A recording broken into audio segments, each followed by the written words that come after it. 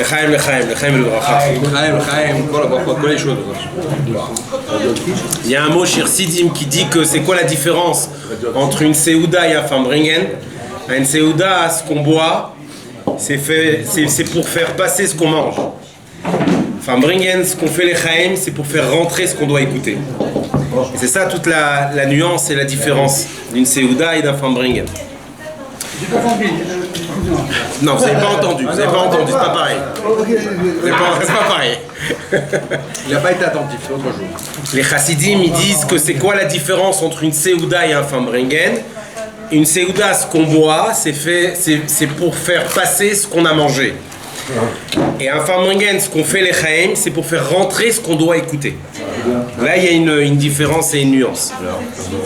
Il a mal mangé. Les Chaim.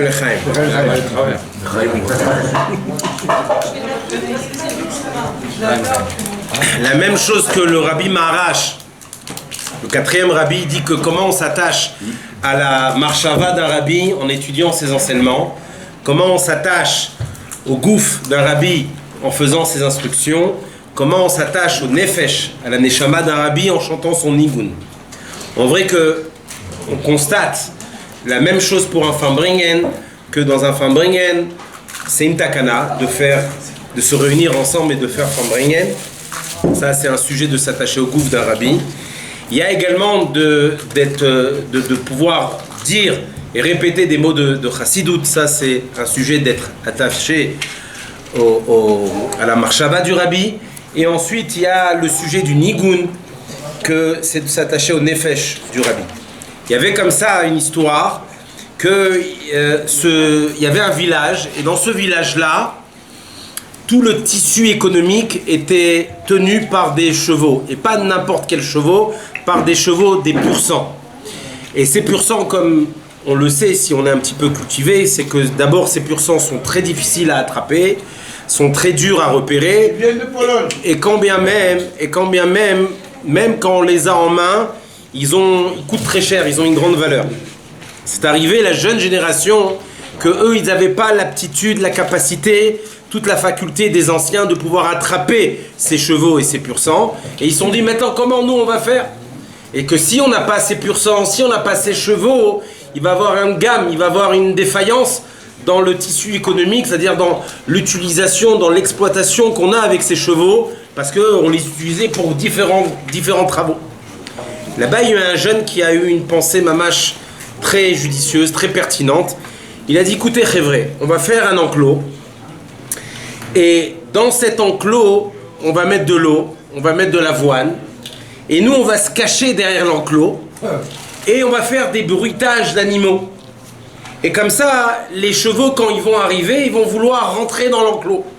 Et ça n'a pas loupé. Le chef des pur sang, il est arrivé, il renifle, mais il trouve ça pas normal qu'il y ait déjà un enclos, déjà une table toute prête, avec de l'eau, avec de l'avoine. Et il essaye de percevoir s'il n'y a pas des bruits d'hommes. Et en fin de compte, il écoute des bruits d'animaux. Donc, il écoute les bruitages que les jeunes étaient en train de faire. Dès lors, le chef, il est rentré. Dès qu'il est rentré, il a encore vu à droite, à gauche. Et là, il a mis le museau en premier. Il a commencé l'eau, l'avoine, l'eau. Jusqu'à que tout le troupeau s'est mis. Et c'est rempli, en fin de compte, ils sont tous remplis la panse. Au moment où la panse était bien remplie, où les chevaux étaient alourdis, à ce moment-là, les jeunes, ils sont sortis de leur cachette qui était derrière l'enclos. Ils ont fermé l'enclos. Et ils ont commencé à monter sur les chevaux. Et les chevaux, le fait qu'ils avaient beaucoup bu, ils avaient beaucoup mangé, alors ils étaient beaucoup plus faciles à pouvoir monter, à pouvoir les dresser, à pouvoir les dompter. Et on sait que la teva d'un cheval, c'est quoi? C'est que dès qu'il trouve plus fort que lui, donc ce que lui va appeler ça à son maître, alors il va être battel, il va accepter, il va se soumettre à ça. D'ailleurs, on voit qu'un cheval ne s'est jamais rebellé contre un homme. Dès qu'il devient cheval, il prend toute son essence, il prend toute sa véritable nature d'être un véhicule pour l'homme. De là, qu'est-ce qu'on voit? On voit que c'est la même chose pour un Fambringen. L'enclos, c'est quoi? C'est le Fambringen. L'eau, c'est quoi? C'est le Lechaim. L'avoine, c'est quoi? C'est la chassidoute qu'on va dire. Les bruitages, c'est quoi? C'est les nigouns qu'on va chanter. Mais le but d'un Farbringen, c'est de faire rentrer le pur sang qu'on a en nous dans le Farbringen. Parce que la chose la plus difficile dans la Vodat Hashem, c'est pas d'avoir un cheval ragil, c'est d'attraper son pur sang. Pour deux choses. D'abord, le pur sang, c'est très complexe et très difficile à attraper. D'autant plus que même quand on l'a attrapé, ça devient une arme supplémentaire dans notre Avodat Hashem, parce que lui-même c'est un cheval qui est pur sang, qui a de l'endurance, qui a des forces, qui a une certaine puissance très très particulière. De là, qu'est-ce qu'on voit? On voit que l'importance d'un Farbringen, certes il y a un enclos, certes il y a un nigun, certes il y a du lechaim, certes il y a de la chassidoute, mais le tafkid, le tachlit, le but, l'objectif final, c'est d'aller, que chacun de nous arrive à cerner, et plus que ça, à pouvoir localiser, attraper, dompter, dresser son cheval pur sang, que même ce cheval-là, on n'aurait pas pu l'attraper. Le Farbringen, il vient, il te fait attraper un Nefesh Abamit qui est très, très affûté, qui est professionnel, tel que le cheval pur sang. C'est ça tout le but d'un Farbringen. Le but d'un Farbringen, c'est arriver à monter sur son Nefesh Abamit qui est à l'identique ou au même niveau d'un pur sang. Et qu'est-ce qu'on gagne de là? On gagne qu'on obtient un cheval super puissant. Comme elle dit la Gemara que gros est le bœuf, grande est la récolte. C'est-à-dire quoi, gros est le bœuf? C'est-à-dire que le bœuf, il est gras, il est épais, il a beaucoup de graisse. Mais du fait qu'il est gros, alors il va avoir une endurance, une force qui va lui permettre de pouvoir tirer jusqu'à amener la grande récolte. De quel bœuf on est en train de nous parler? On est en train de parler du gros bœuf. C'est quoi le gros bœuf? C'est la partie de notre Nefesh Abamit qui en fin de compte qui est la plus grosse. Le Farbringen, il est là pour attraper la partie la plus grosse de notre Nefesh Abamit, et non pas pour venir lui faire un moussard, mais bien au contraire pour pouvoir l'utiliser comme un bœuf qui va amener une grande récolte, qui va faire sortir de bonnes décisions. Et à ce moment-là, alors c'est sûr et certain que ce gros bœuf-là, il est utile, il est exploitable, et on va pouvoir justement en tirer profit. Donc, Baruch Hashem, on est dans un makom, où on n'a pas besoin de mettre une enseigne, ou encore moins de marquer, parce que les choses ici, elles sont marquées par l'enseignement qui est véhiculé, et que Baruch Hashem, de faire Farbringen ici, de pouvoir attraper son pur sang, de pouvoir attraper le gros bœuf, alors c'est sûr et certain qu'on va obtenir beaucoup de force, et plus que ça, on va faire sortir de grandes récoltes. Lechaim, lechaim. Aïe aïe aïe aïe aïe aïe aïe aïe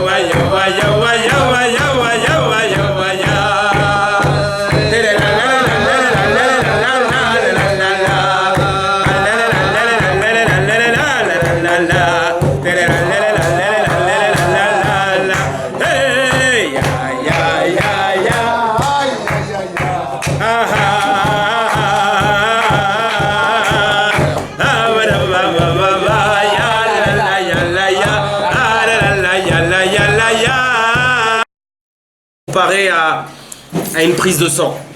La prise de sang, c'est d'abord de prendre du coton, de tremper de mettre le coton dans l'alcool et ensuite de faire passer ça sur la peau. Le but de faire passer ça sur la peau, c'est deux choses. Un, pour dilater la peau, et de deux, pour retrouver la veine où on va pouvoir piquer. À ce moment-là, l'aiguille, pas uniquement, elle va pas nous faire peur, mais plus que ça, elle va pas nous faire mal. Et qu'est-ce qui va arriver? Il va arriver qu'après on va tirer et on va pouvoir récupérer le sang. Le rabbi précédent, il dit une chose extraordinaire. Il dit qu'un fambringen, bien sûr avec une kavana améti, il dit que le coton c'est quoi? Le coton c'est doux, ça c'est le nigun. Le fait qu'on chante un nigun, après il faut tremper cette douceur dans l'alcool, ça c'est le lechaim. Mais ça suffit pas. Il faut après qu'avec un nigun et avec un lechaim, on s'aperçoit que ça nous a ouvert au point où on trouve la veine qu'il faut piquer. C'est quoi la piqûre? La piqûre, c'est les paroles de Chassidut qui vont être dites dans le fambringen. Les paroles dans le fambringen, elles sont pas là pour faire du tort. Elles sont pas là pour faire en sorte que ça peut, chas v'shalom, faire mal. Bien au contraire, c'est une aiguille qui va rentrer, pas uniquement elle va rentrer d'une façon facile parce que le coton et l'alcool ont eu leur effet, mais plus que ça, l'aiguille elle va piquer où elle doit piquer. C'est-à-dire que la parole de Chassidut, de dire des paroles de Chassidut dans un fambringen, c'est le chidouche. Le chidouche, c'est de dire la parole quand on est sûr qu'elle va rentrer où elle doit rentrer. Telle que l'aiguille qui rentre dans la veine qui a pu sortir par le biais du coton et de l'alcool. Mais le rabbi présent, il continue. Il dit qu'en fin de compte, par rapport à ça, on va tirer le sang et on va faire la prise de sang. Qu'est-ce qui fait qu'on tire le sang? Le sang, c'est même pas l'aiguille qui tire le sang. L'aiguille, c'est juste un conduit, un support. Qu'est-ce qui fait qu'on tire le sang? C'est l'appel d'air. Cet appel d'air va attraper le sang. C'est quoi l'appel d'air? L'appel d'air, c'est un vide. C'est quoi ce vide? C'est le bitoul. C'est quoi le bitoul? Bien souvent, les gens, ils ont une mauvaise définition du bitoul. Ils pensent que le bitoul, c'est d'enlever notre existence, d'occulter notre personnalité. Le bitoul, c'est une chokhma. Le bitoul, c'est là, c'est venu pour justement réveiller, dévoiler notre quintessence, notre essence, notre profond, notre tréfond. Parce que grâce au bitoul, on arrive à faire rejaillir tout ça, tel que l'appel d'air qui va permettre de pouvoir tirer le sang. Mais on sait très bien que pourquoi on a tiré le sang? Pour faire ensuite un diagnostic. C'est quoi le diagnostic? De voir si le sang il est en bonne santé. Donc tout le but d'un fambringen à la fin, c'est de savoir comment tu te tiens dans la Vodat Hashem. Est-ce que tu es en bonne santé? Est-ce que tu as la vitalité qu'il faut, où il faut et quand il faut? Ça, c'est tout le sujet de Chassidish Fambringen.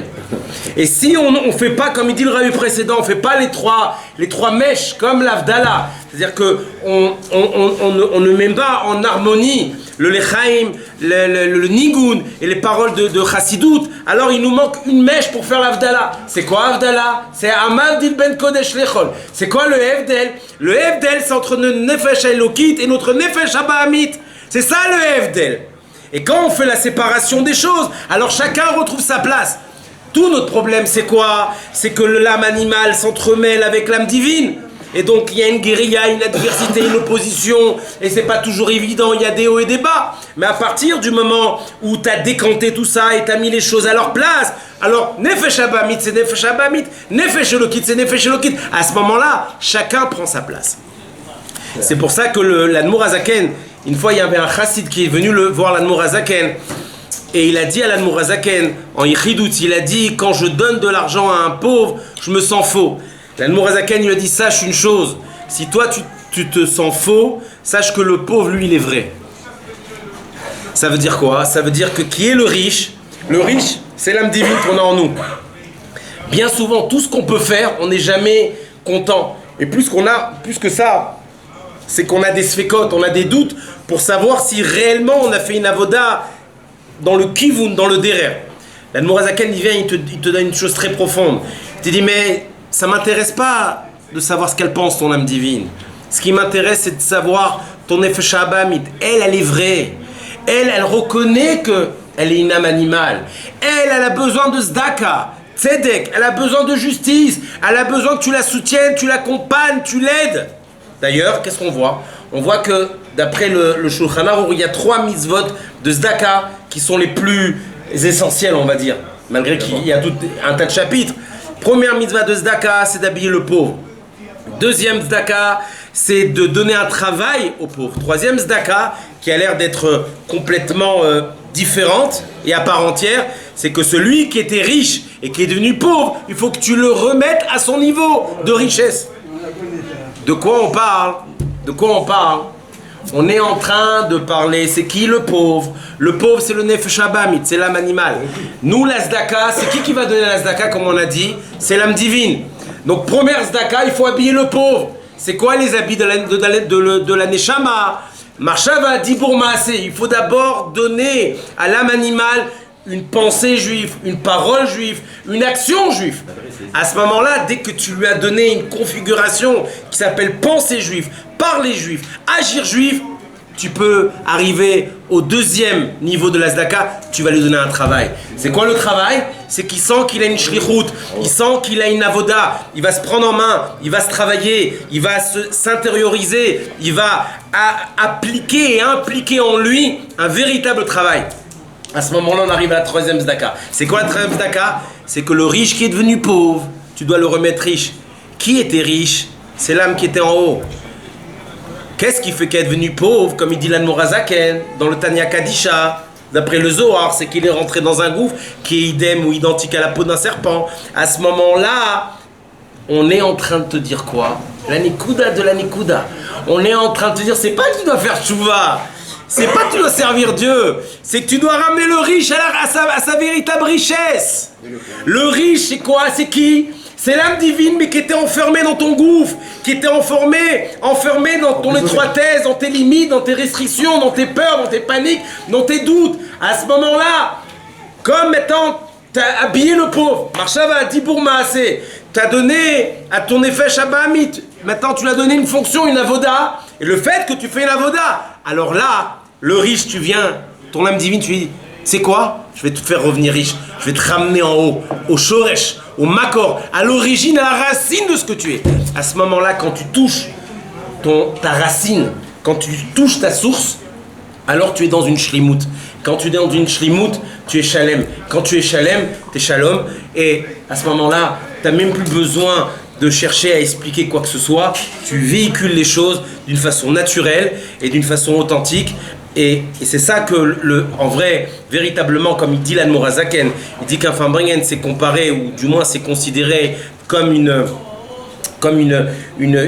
comment dire, comme des chevaux. Et c'est quoi les chevaux? Les chevaux, eux, ils sont chauds, d'accord? La calèche, elle est froide, elle est inerte, au Khazak. Donc le Fambringen, il vient pas te faire focus sur les chevaux, il vient juste te dire, sache une chose, que les chevaux, ils sont là pour tirer la calèche. Le Fambringen est là pour faire tirer ce qui est froid en toi, ce qui est encore insensible, ce qui est encore incompris, ce qui n'a pas pris encore de maturité. C'est ça tout le sujet du Fambringen. Le Fambringen, c'est pas un bon passe-temps. Le Fambringen, c'est un... Vous savez, aujourd'hui, c'est la mode, les coachings arabes. Ouais. Coaching, c'est tous des coachs. Coach, c'est quoi? Si on traduit, coach, c'est un cocher. Et c'est tout le vort de l'Admor HaZaken quand il a quitté Mezrich. Quand il est monté, qu'est-ce qu'il a dit à Mala, Rabbi Avraham, le fils du Maguid? Il a dit deux choses, il y a deux déotes. Tape sur le cheval pour qu'il arrête d'être un cheval, ou tape sur le cheval pour qu'il comprenne que c'est qu'un cheval. C'est ça le coach. Le coach, c'est quoi? Le coach, c'est le fait qu'on a un nefesh habamit, mais ce nefesh habamit, il se contrôle, il se maîtrise, il s'oriente, il s'aiguille, mais avec un fouet. Et le fouet, c'est pas une arme blanche. Le fouet, il ne tape jamais le cheval. Le fouet, il ne fait que frôler la bête. Il ne fait que faire du bruit. C'est ça tout le sujet. Le sujet que, Baruch Hashem, on est tous réunis ensemble. On chante tous un nigoun ensemble. On fait tous les chaim ensemble. On répète des divrei Elokim chaim. Ça me rappelle d'ailleurs un autre mot du rabbi précédent qui dit que le Fambringen, c'est quoi? Le Fambringen, c'est comme un hammam. Il dit que le hammam, l'homme, il arrive Le rabbi précédent, il dit ça. Il dit que l'homme, il arrive, là-bas, il y a des vapeurs, il y a des eaux qui sont chaudes, oui. Et par les vapeurs, alors les eaux qui sont chaudes vont ouvrir les pores de la peau, vont dilater la chair. À ce moment-là, la peau, elle devient tendre, elle devient ouverte. Il dit après, il passe dans une deuxième salle. C'est quoi la deuxième salle? C'est comme une sorte de lit en pierre. Et là-bas, l'homme, il s'allonge. Et il y a un homme qui arrive avec une ceinture. Et au lieu de le masser, il va taper sur le dos. Mais en vrai, il vient pas lui faire mal, il vient pas le taper, il vient taper, mais il vient taper quoi? Il vient taper une chair qui est déjà ouverte. Il dit que quand il tape avec la ceinture de cuir, les pores qui sont ouverts, non mais c'est encore plus du voir, tu vas voir. C'est que les points noirs qui se cachent dans les pores de la peau vont ressortir.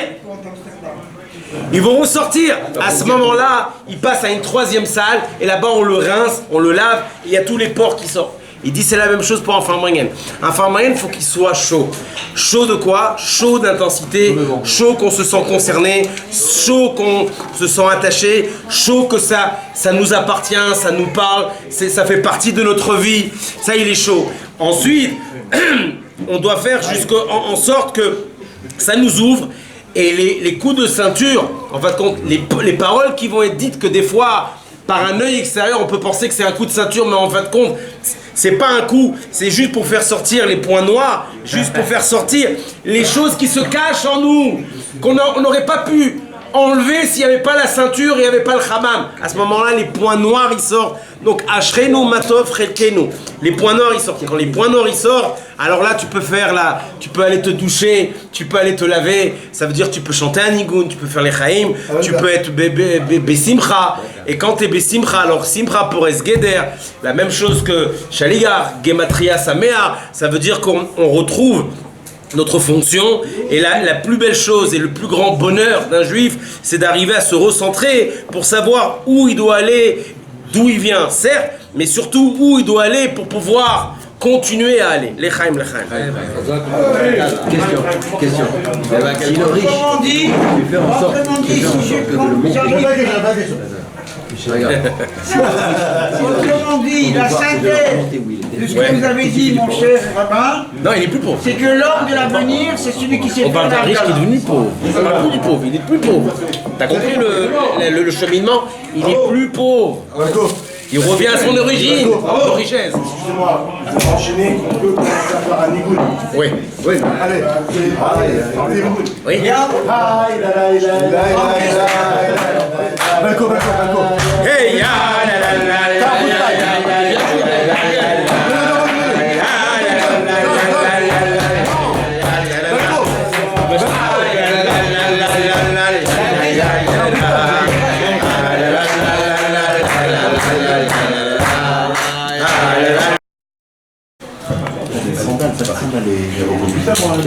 Chaim.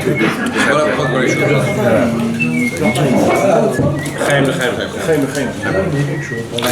Chaim Goulam. Allez, là, continue. Typiquement, c'est un goût après. Les Chaim. Serre-toi ta chose. On va chercher une cigarette.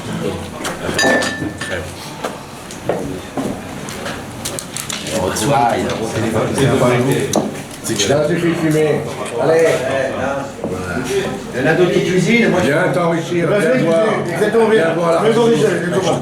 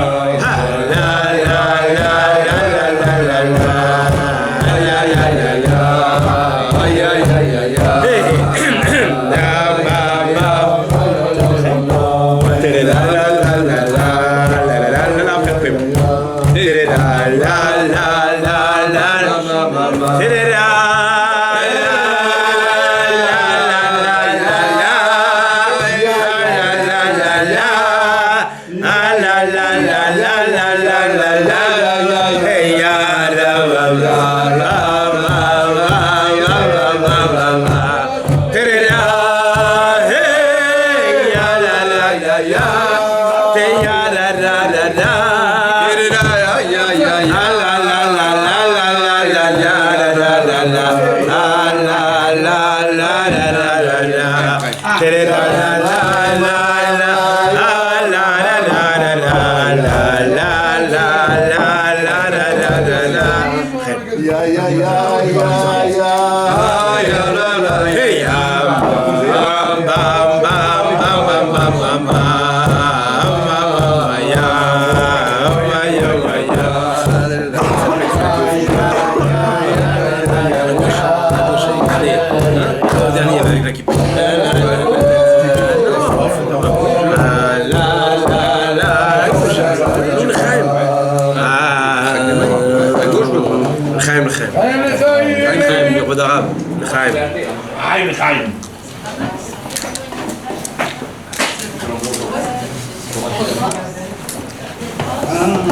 y a un mot comme ça qui dit que où les autres s'arrêtent, Chassidim commence. Ça veut dire que, en vrai, on est en train de nous dire qu'un chassid, il y a plusieurs définitions de chassid, mais une de toutes les définitions d'un chassid, c'est que le chassid il commence où les autres se sont arrêtés, c'est-à-dire où ça a bloqué, où ça a bugué. Le chassid c'est là où il va commencer. Le chassid il commence pas dans une chose qui est déjà faite. Le chassid il commence dans une chose où tout le monde dit qu'il n'y a plus rien à faire. À ce moment-là, il y a tout à faire. Pourquoi? Parce que, comme il dit le rabbi, il dit, il y a une chose extraordinaire qu'on répète souvent à nos enfants, et on répète souvent dans le Tzivot Hashem, celui qui a cherché, qui n'a pas trouvé, ne le croit pas. Celui qui dit qu'il a trouvé mais qui n'a pas cherché ne le croit pas non plus. Par contre, en revanche, celui qui a cherché, qui a trouvé, lui tu lui crois. En vrai, trouver c'est quoi? C'est une trouvaille. On sait dans la Gemara c'est quoi toute la chashivut d'une trouvaille. La trouvaille c'est que je marche dans la rue, je trouve un billet de 100 shekels. C'est ça la trouvaille. Donc, ma kesher, quel est le lien avec le fait de chercher qui est synonyme de travailler, qui est synonyme d'œuvrer? Je vais œuvrer pour... Non, t'as trouvé. Si j'avais cherché, j'avais trouvé, alors j'aurais obtenu un résultat. Comme il dit le Hayom Yom, qu'il n'y a pas de résultat sans effort, et que celui qui va faire des efforts avec patience et amabilité, alors il va obtenir un résultat. De là, qu'est-ce qu'on nous dit? On dit une chose inverse. On nous dit que celui qui cherche, il trouve.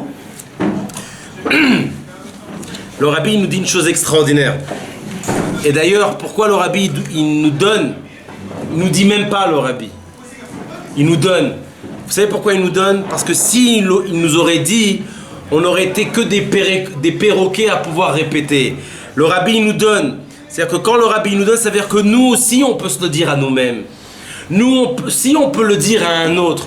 Nous aussi on peut être comme ça à l'identique de ce que le rabbi nous donne. Qu'est-ce qu'il nous donne le rabbi? Le rabbi nous donne une nekuda extraordinaire. La nekuda, c'est qu'il est en train de te dire que si tu cherches, tu vas trouver. C'est-à-dire quoi trouver? Trouver, c'est-à-dire tu t'attendais pas. C'est-à-dire que si tu fais véritablement un travail, le résultat que tu vas obtenir, il va être au-dessus de ce que tu escomptais. Il va être beaucoup plus haut de ce que tu attendais. C'est ça le sujet de trouvaille. Et quand, Baruch Hashem, on se retrouve dans un Farbringen, comme il a dit le Rabbi Rachab, il a dit qu'un Farbringen, chez Sidim, il a pris l'exemple, il y a toute une histoire. Alors, on va écourter, on va raconter très rapidement l'histoire, que le Rabbi précédent, il était enfant, il n'était même pas bar mitzvah, il était sous la souka. La souka là-bas, il faisait froid, il faisait humide, et il s'est endormi sur le banc. Et la rabbinite, donc la femme du Rabbi Rachab, elle est rentrée en plein milieu du Farbringen. Elle a dit, qu'est-ce que tu attends de cet enfant? Qu'est-ce que tu cherches chez lui? Et c'est normal, c'est un sentiment de mère. Le lendemain ou 2 jours après, le Rabbi Rachab, il a dit à sa femme, il a dit ce que la chaleur d'un Farbringen, ce que la chaleur de Chassidim ils font, on ne peut pas attraper froid. Maintenant, qui raconte cette histoire? C'est le rabbi précédent. Et là, c'est extraordinaire.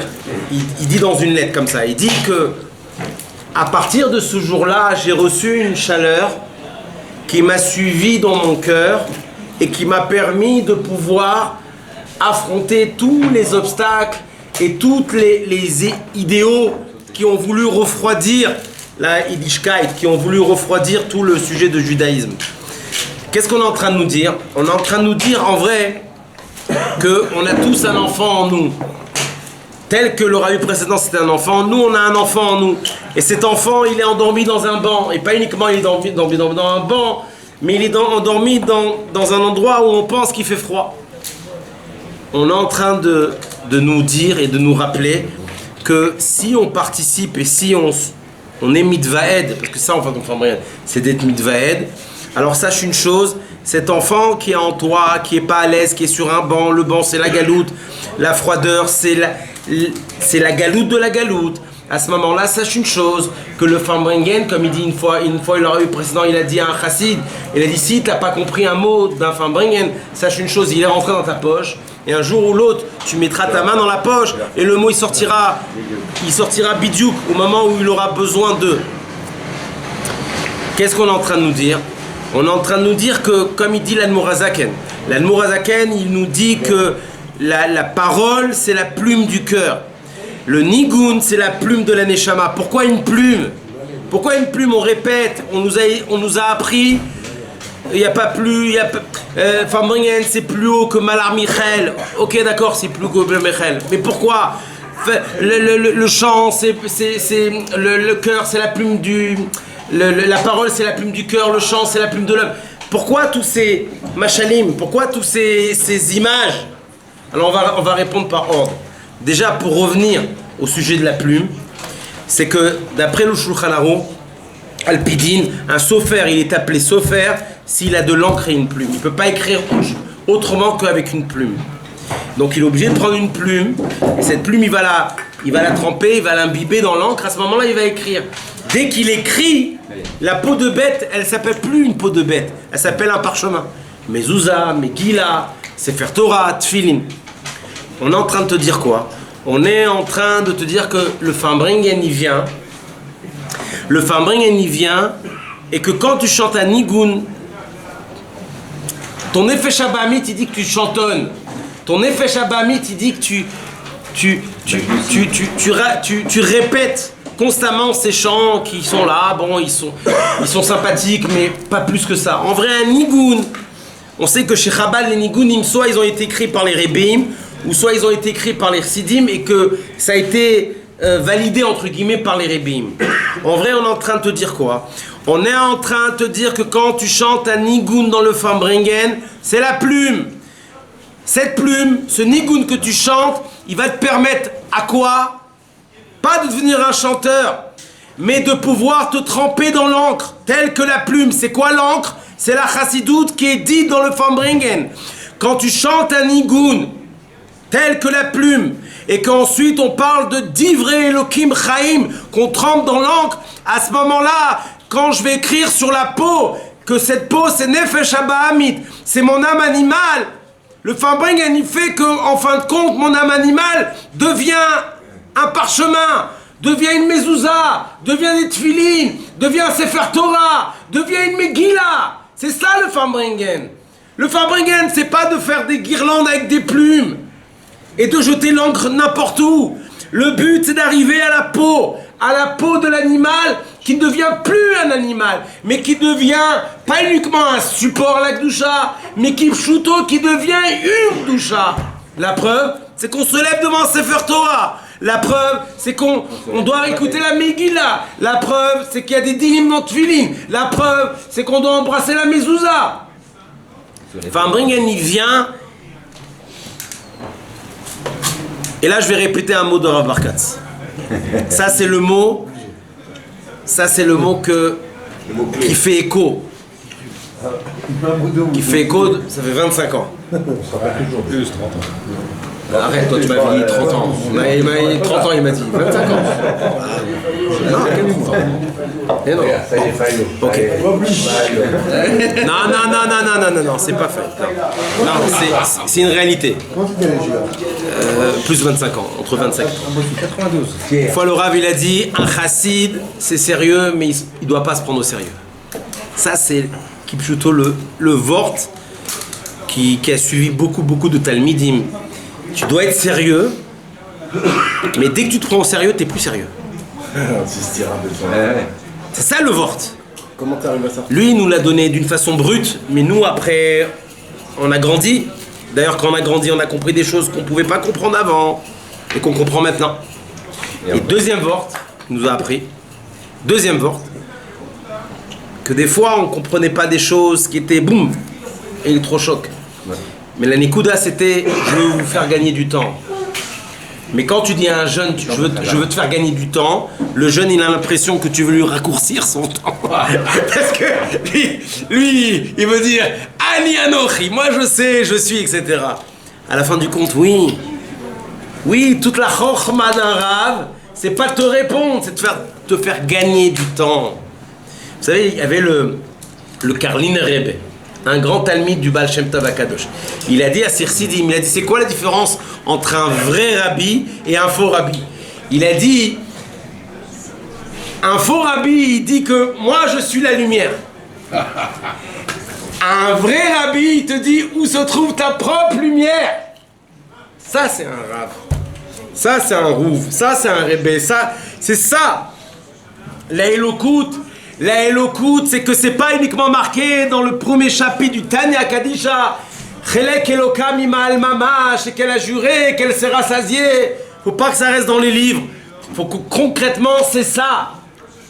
Chelek, c'est une partie. Alors c'est quoi le Vort? C'est que toi tu peux penser que c'est qu'un Chelek. Tu peux penser que c'est qu'une partie.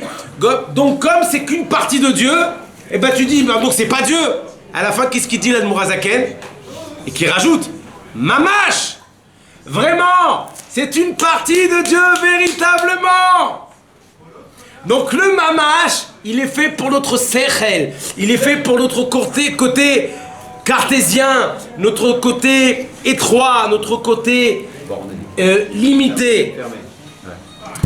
Baruch Hashem, Ashrenu Matov Chelkenu. Enfin, Bringen, il fait que on doit. C'est comme l'Admour Hazaken il dit que c'est quoi toute la mala, toute la grandeur d'un forgeron. Un forgeron, il va prendre du métal à l'état brut. Il va utiliser le feu. Maintenant, c'est sûr qu'il va faire attention de ne pas se brûler, mais il va utiliser le feu. Et quand il va ramollir la matière, alors il va commencer à former la matière au point à pas uniquement à la laisser une matière formée, mais plus que ça, ou ramollie, excusez-moi, mais à la former. De quelle matière on parle? On parle par exemple du métal, qu'on a travaillé le métal avec le feu et à la fin c'est devenu un bougeoir. En fin de compte, le bougeoir qui est le support de la bougie et que ça c'est Metaken le Olam, il s'est fait grâce à quoi? Au métal. Mais le métal il a existé comment? Parce qu'il y a eu du feu. Et le feu c'est qui l'a tenu? C'est le Ben Adam, c'est le forgeron. Donc on est en train de te dire quoi? On est en train de te dire que c'est quoi le feu? C'est Chassidut. De l'autre côté on te dit que Dieu c'est un feu dévorant. Qui va se rapprocher d'un feu? Et à plus forte raison d'un feu dévorant. C'est quoi le Vort? Le Vort, c'est que oui, Chassidut, c'est un feu, mais il est dévorant ce qui est néfaste. Il est dévorant ce qui est négatif, ce qui interface, ce qui t'empêche, ce qui fait obstacle, ce qui occulte ton vrai etsem, ton essence. À ce moment-là, ce feu qui s'appelle Chassidut dans notre génération, elle n'est pas là uniquement pour dire que je connais Chassidut et que je répète Chassidut. Elle est là pour être utile et pour prendre un véritable sens. C'est quoi son véritable sens? C'est de pouvoir travailler la matière. Et pas n'importe quelle matière, une matière qui est brute. Qui était brute au point qu'on n'aurait jamais imaginé que ça aurait pu devenir un chandelier, d'être un support pour les bougies qui sont Metaken le Olam. Donc quand tu arrives à être Metaken le Olam, ça veut dire que tu as pu mettre des bougies. Et si tu as pu mettre des bougies, ça veut dire que tu as créé un support. Et si tu as créé un support, c'est parce que ce feu que tu as pris, tu l'as utilisé pour travailler ta matière à l'état brut. À ce moment-là, qu'est-ce qui se passe? On sait très bien qui est Metaken le Or. Qui est Metaken le Or? C'est la femme. C'est la femme qui est Metaken le Or. Et pourtant la Voda il nous incombe à nous tous. En vrai on est en train de te dire quoi? C'est la femme qui est chez toi.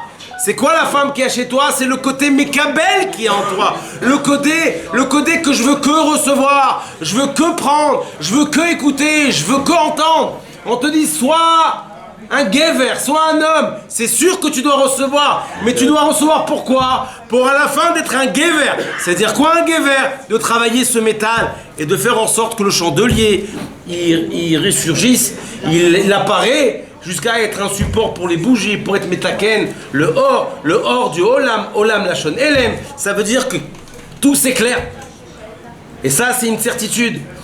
Il faut, chacun de nous, c'est le rabbi une fois, il a dit à Rav Shmuel Levitin, qui était un vieux chassid, qui était le mashpia du 770, il lui a dit en yichidout, il a dit, il y a 2 erreurs que les chassidim y commettent. Un, ils pensent que prier Ba'arichut, c'est plus de notre époque. De 2, d'étudier les Mahamarim de tous les Rebbeim, ça ne nous concerne pas. Ça, c'est une erreur, et c'est une double erreur. Ça veut dire qu'on n'est pas en train de maintenant de dire qu'on va revenir au passé. C'est sûr que maintenant le rabbi, il a ouvert la brèche, et pas uniquement il a ouvert la brèche, mais il a mis un tapis. Il a mis un tapis d'une telle façon où on est en train, mamash, de voir, mamash, que même Misnagdim entre guillemets, parce qu'il n'y a plus de Misnagdim, qu'est-ce qu'il a dit Rabbi précédent? Il a dit que ça arrivera un jour que Misnagdim diront que eux, ils ont commencé à faire Mipsaïm. Comme ça il dit Rabbi précédent. Mais on sait très bien que c'est Chabad qui, entre guillemets, Chabad a commencé, oui. Ça veut dire quoi que Misnagdim, ils vont dire qu'un jour, ils ont commencé. Ça veut dire que quand ils vont faire eux aussi Mipsaïm, tellement qu'ils vont voir que c'est riche, tellement qu'ils vont voir que ça marche, tellement qu'ils vont voir que c'est extraordinaire, qu'ils vont avoir un sentiment que c'est nous qui commençons, parce que nous, maintenant, eux, ils pensent qu'on donne un chidouche. Mais en vrai, il y a un chidouche. Le chidouche, c'est qu'il y a un tapis rouge qui a été tracé. Alors, eux, aujourd'hui, ils font du kirouv. Maintenant, nous, on n'est plus au niveau du kirouv. On est au niveau de... que tout ce qu'on doit faire, c'est avec une notion de Géoula. Tout ce qu'on doit entreprendre, c'est avec une dimension de Géoula. C'est-à-dire un sujet de délivrer. Les gens, ils ont besoin d'être délivrés. Les gens, ils n'ont pas besoin qu'on leur donne de la moralité. Les gens, ils ont besoin d'être délivrés. Parce que quelqu'un qui a besoin d'être délivré, forcément, quand il va sortir, après cette délivrance, alors il va pouvoir être lui-même.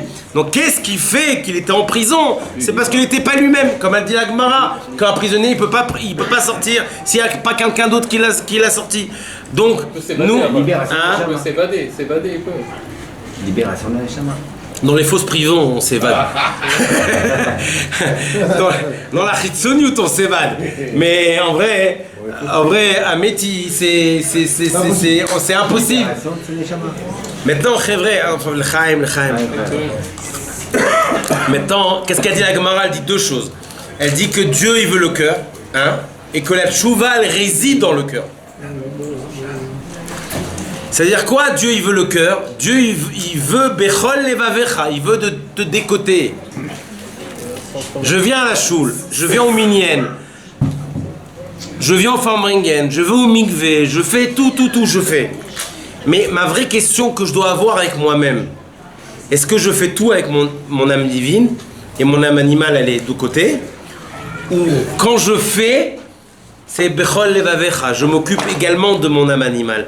Parce que si tu amènes ton âme animale avec ton âme divine, c'est pas uniquement que tu as fait une opération, c'est que tu as créé la shlemut, tu as créé la paix entre ton esprit et ton corps, entre ton intellect et ton cœur. Tu as fait une paix. Quand quelqu'un il est en paix avec lui-même, il est recentré. Quand il est recentré, il va avoir des questions, mais c'est que des questions techniques, mais il va pas avoir des questions existentielles. Parce qu'aujourd'hui, en 2020, on ne peut plus avoir des questions existentielles. Aujourd'hui, c'est que des questions techniques. C'est comment bien faire, comment mieux faire, oui. Maintenant, il dit là-bas que la tchouva, elle est dans le cœur. Mais en vrai, Dieu, entre guillemets, soit dit, si on peut s'exprimer ainsi, Dieu, il se lance, encore une fois, Il se lance dans un défi, dans un challenge qui est ardu parce que la tchouva elle est dans le cœur, mais dans le cœur il y a une fournaise là-bas. Dans le cœur là-bas il y a une opposition, il y a une adversité. Comment Dieu, il existe dans la tchouva? Il existe dans le cœur. La tchouva elle existe dans le cœur, il dit Dieu. En vrai il faut juste comprendre, et ça, Chochma Bina Vedaat, Chassidut Chabad elle vient et elle nous explique d'une façon méthodique et à partir même de du Tzemar Tzedek. C'est quoi le cœur? C'est ça la Sheila. La question elle est, c'est quoi le cœur? Véritablement il y a 3 niveaux.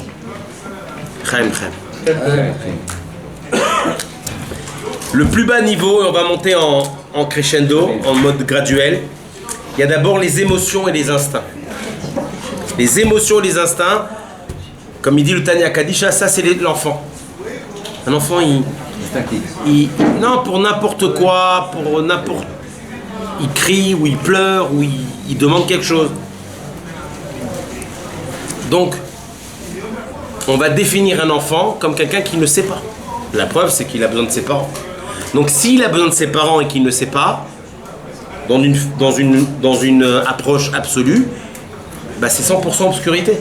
La preuve, c'est que tu mets un enfant dans la rue, il est fini. Pas de shalom. Deuxième shlav, c'est quoi? Deuxième shlav, c'est les émotions, les sentiments et les intuitions. Déjà, c'est un peu plus élevé. Les sentiments et les intuitions. C'est quoi le premier shlav? Les enfants. Pas écouté. Non, l'enfant, j'ai pas compris. T'as pas compris ou t'as pas écouté? Ou Birlal, ni tu écoutes, ni tu comprends. Quel rapport? Ah, maintenant c'est des chélotes. Non, c'est quoi le premier? Au début c'était j'ai pas compris, j'ai pas écouté, à la fin il me pose des chélotes. Non, le cœur de l'enfant, je sais pas quel rapport. C'est quoi le premier? Termine ta craquasse. Tu vas mieux comprendre, Mehmet, avec une craquasse. Une fois, un mashpia, il a dit que des fois, en mangeant une bonne entrecôte, on a plus d'avatsrel après. T'as vu une bonne entrecôte, t'as vu, là. Non, mais le vrai problème, c'est que quand tu prends ta craquasse avec ça, toi tu penses que c'est une entrecôte. Comme il dit le Rabbi Rachab. Rabbi Rachab, il dit on peut manger du pain sec avec ta'ava, et on peut manger du poulet rôti lishma. C'est le Rabbi Rachab qui dit ça. On parle d'un dor d'avoda. En fait, c'est où, encore une fois, où t'en es, où tu es. Non, mais attends. Tu vas aller les Ezrat Nashim, peut-être, ça sera. Tu vas mieux écouter, peut-être. L'chaim. C'est ce qu'on mangeait, hein? Un quignon de pain et 2 carrés de chocolat. Le deuxième shlav. On regardera la vidéo sur YouTube. Le deuxième shlav, c'est les sentiments, les intuitions. Qui a des sentiments et des intuitions? C'est l'adolescent. Parce que l'adolescent, il te dit je suis et je suis pas. Il se recherche. Donc il est dans le monde des intuitions. Il est dans le monde des sentiments et des intuitions. Il se recherche, donc il dit il est et il n'est pas. Là, à cette catégorie, on va dire il y a 50% de lumière, 50% d'obscurité. Obligé, à l'adolescence, c'est ça. Le dernier niveau, mais qui est le plus haut niveau, c'est le cœur et l'intellect. Le cœur et l'intellect, c'est l'adulte. L'adulte, qu'est-ce qu'il dit? Je suis. Qu'est-ce qu'a dit la Mishnah? Apprends, sache d'où tu viens pour savoir où tu vas aller. Je suis. On n'est pas en train de dire Ani dans le côté Mitziut et Yishut, qui a souvent été erroné et déformé par beaucoup de gens. On parle du vrai jeu. Ani Dodiv et Dodili, du vrai jeu. Ok? Je suis, ça veut dire t'es un adulte. Pourquoi t'es un adulte? Parce qu'il y a ton sechel, il y a ton intellect et ton cœur. Et les deux, ils sont orchestrés. Et c'est ça toute la Chassidut Chabad. La Chassidut Chabad, c'est il y a un intellect, il y a un cœur. Et ça s'orchestre. La Chassidut Chabad, elle n'est pas venue inventer l'intellect et le cœur. Elle est venue juste dire qu'elle peut orchestrer. Tel que le Rabbi Rachab, il a dit à Freud. Il a été voir Freud. Et Freud, il a dit comment l'intellect c'est un monde, le corps c'est un autre monde. Le Rabbi Rachab il dit il y a un pont. Ce pont c'est Chassidut. Ça fait une liaison. À ce moment-là, cet adulte il est à 100% lumière. Qu'est-ce qu'on est en train de nous dire? Quand on est en train de nous dire que Dieu il veut le cœur et que la tchouva elle existe dans le cœur, ça veut dire qu'au mois d'Elul, Anidodi, Vidodili, tu dois quitter ton niveau d'enfant qui est dans les instincts et dans les émotions et qui s'appelle 100% obscurité. Tu dois t'élever au niveau de l'adolescent qui est des sentiments et des intuitions, mais c'est à 50% lumière, à 50% obscurité, jusqu'à atteindre quoi? Le niveau d'adulte. Ce niveau d'adulte, c'est l'intellect et le cœur qui dit je suis. Quand tu arrives à Rosh Hashanah, tu mets ton talit sur ta tête et tu dis je suis. Je suis quoi? Je suis ce que je suis. Quand tu arrives à dire, le problème c'est pas dire ses qualités, ses défauts. Le problème c'est de savoir se dire et de dire à Dieu, je suis ce que je suis. Et c'est ça qui est extraordinaire. À ce moment-là, qu'est-ce qui se passe? Il se passe que on rentre dans le mois d'Elul. Et tout, ok, on connaît tous. Et ceux qui ne connaissent pas, C'est quoi le mois mois d'Elul, c'est quoi? C'est le roi est dans les champs, oui. Admorazaken, Zohar Kadosh, le roi est dans les champs. Le rabbi vient, il dit qu'il y a 4 dargotes. Il y a le royaume, c'est la cour et le roi. Il y a la ville, c'est les notables et les bourgeois. Il y a le champ, c'est les paysans et c'est les ouvriers.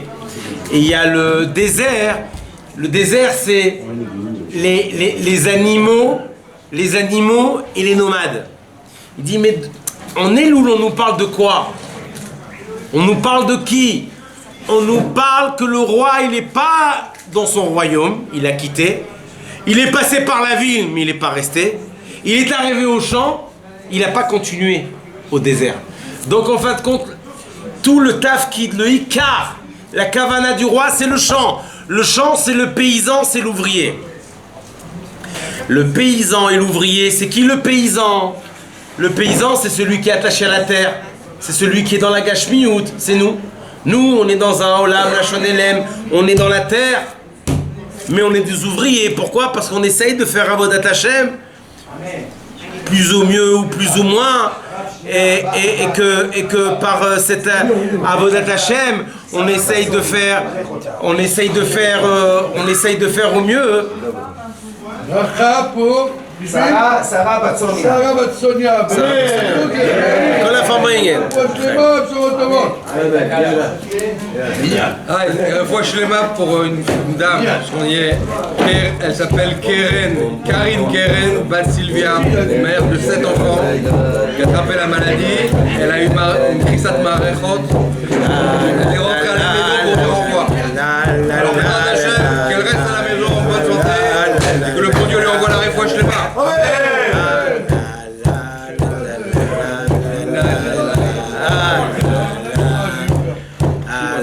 Qu'est-ce qu'on disait? On disait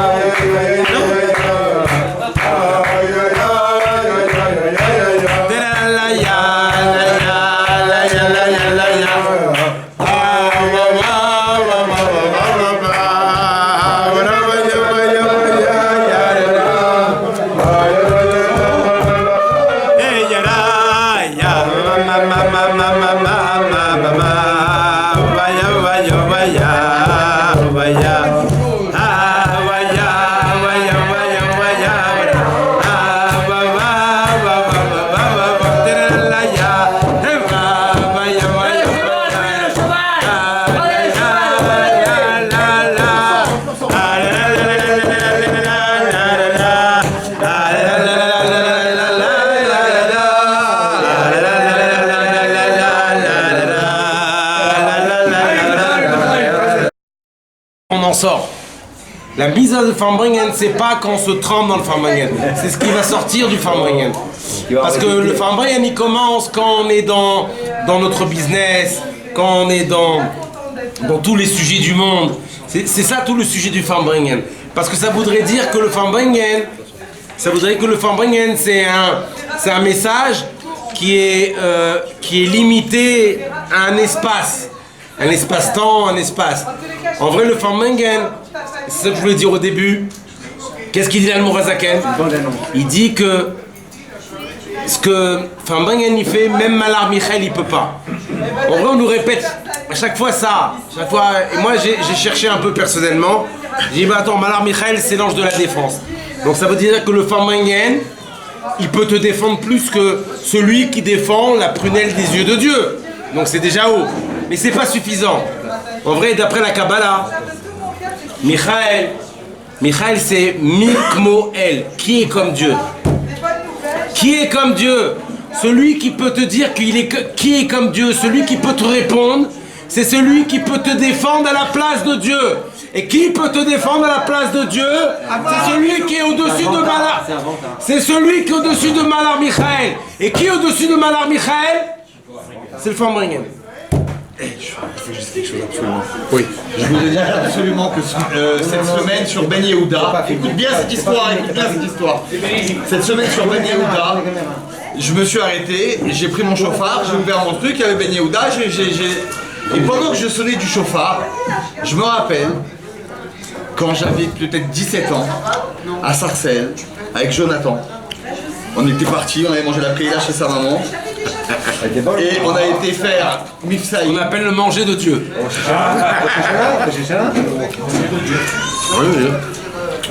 On a été faire Mifsaï. Et lui, il sonnait du chauffard. Et il évitait les pierres. Il nous lançait des pierres comme ça. Qui? Les Noirs, on est dans les cités, on habitait. Les Noirs dans les cités. On voit pas dans la caméra. C'est pas grave, voilà. C'est dommage. On évitait des très grosses pierres et on sonnait du chauffard dans la cité. Et ça, on l'a vécu. Ouais, il était connecté. Vécu. Et voilà, il est là ce soir. Voilà, c'est beau quand même, non?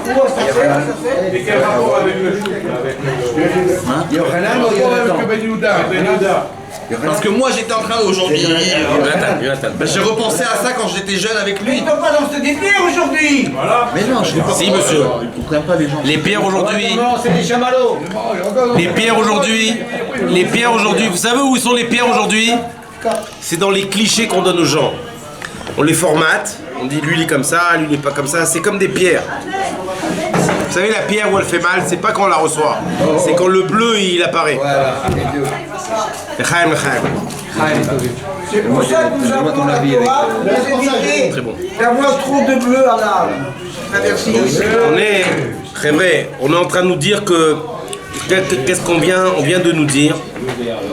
On vient d'expliquer que le sujet du cœur, c'est pas une chose anodine et concrètement c'est toute la vitalité. Comme on sait qu'on a passé Chayeloul. Et en vrai, pourquoi Chayeloul? C'est le Baal Shem Tov Akadosh et l'Admorazaken, le Baal Hatanya. Est-ce que c'est uniquement leur anniversaire? Alors il y a des gens qui vont fêter, ils vont être heureux. C'est l'anniversaire du Baal Shem Tov et de l'Admorazaken. En vrai, c'est pas ça. Oui, c'est ça. Mais c'est pas ça, Al-Pir Sidout. Al-Pir Sidout, c'est quoi? C'est qu'en fin de compte, la vitalité, elle ne peut exister quand il y a de la profondeur. Sinon, ça s'appelle de l'excitation. Il y a des gens qui prient avec dévouement, il y a des gens qui prient avec excitation. Il y a des gens qui font une mitzvah, ils sont en train dans la mitzvah. Il y a des gens qui font une mitzvah pour attraper la mitzvah. Nous, on n'est pas là pour attraper la mitzvah et on n'est pas là pour être excité. Non, il n'y a pas la malo. On est là pour avoir du dévouement. On est là pour Chayeloul. J'explique. Chayeloul, ça veut dire quoi? Ça veut dire que la vitalité, et ça c'est en vrai c'est concret, mamache concret, j'invente rien. La vitalité, elle existe dans la profondeur. Celui qui n'a pas de profondeur, ou qui n'a pas encore atteint la profondeur, ou qui ne sait pas ce que c'est la profondeur, ou qui pense que la profondeur, c'est Misnagdi, je ne sais pas ce qu'il va penser. Parce que bien souvent, il y a des rêvres qui, quand ils ne savent pas répondre, ils te disent que tu es un Misnagdi. T'es un misnaged. En vrai, à ce rêve, on va lui répondre quoi? On va lui répondre qu'un misnaged, il existe parce qu'il y a un chassid. Oui. Tu sais que l'Admorazaken, il priait Baréchout, il priait longtemps. Une fois, son beau-père, qui n'était pas de lignée chassidique, il n'a pas attendu, il a fait kidouche et il a fait en sorte que tout le monde aille au lit, ils ont fait la sieste. Mais plus que ça, il a tout caché. L'Admorazaken, il est rentré à la maison, il n'y avait rien. Ouais. Il n'y avait rien. Il n'y avait rien. T'entends? Même Alpidine, les chalotes que tu doubles, il n'y a rien. Qu'est-ce qu'il a fait l'Admorazaken? Même des verres, il ne trouvait pas, il a pris un keli. Du keli, qu'est-ce qu'il a trouvé? Du mashké. Non, il a trouvé de la vodka. Il a rempli, il a fait kidouche sur le keli. Mais comme il fait rovkos, il a fait rovkos sur la vodka du keli.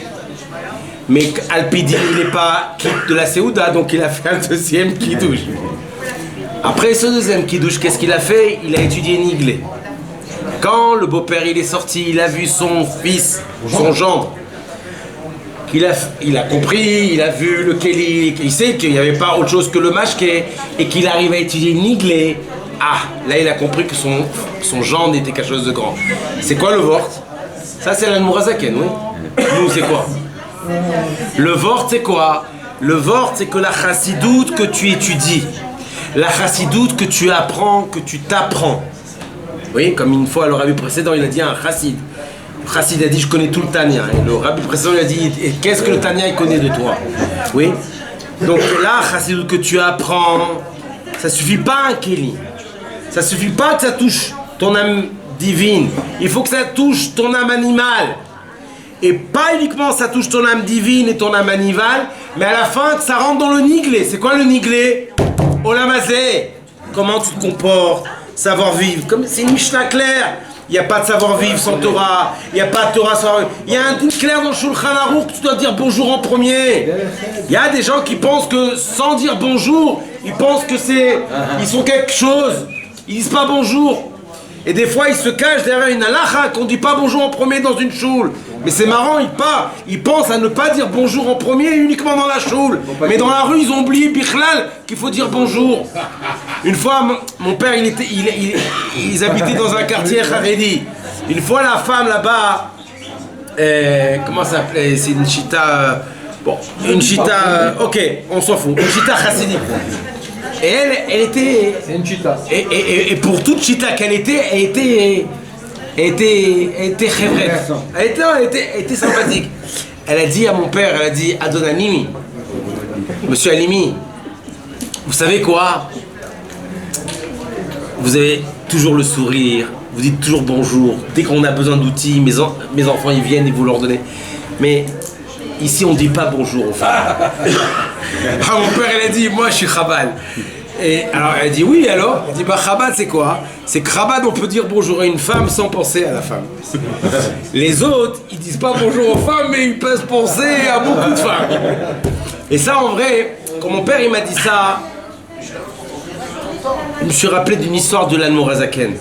Il y avait un chassid de l'Admorazaken, il est sorti d'une view de Torah. C'était la nuit, et là, au bord,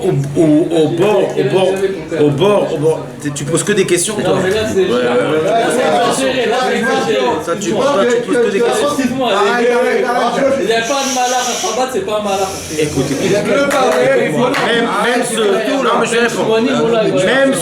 même ceux qui veulent rentrer à la foire du trône, ils payent leur ticket. Ça, c'est dire les Chabad, ils sont mieux que les autres, c'est pas bien. Non, ils sont pas mieux que les autres, ils ont rien à voir avec les autres.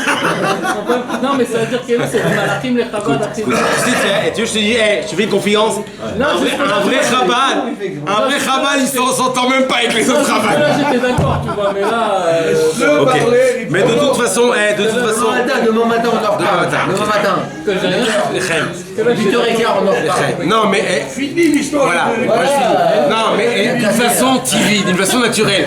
Quelqu'un qui agonie, qui a la gorge sèche, il étouffe. Quand il étouffe, il crie. Il est en train de crier. Il n'a pas de l'echaim. Il se sert tout seul l'echaim. Quelqu'un qui se sert seul l'echaim, Ça s'appelle un alcoolique. Je suis dommage Ça, tu es super grand sadique, je suis d'accord avec toi, ce que tu dis c'est magnifique, mais les rabbiniques ils sont pas mieux que les autres, ils sont pas plus malachim.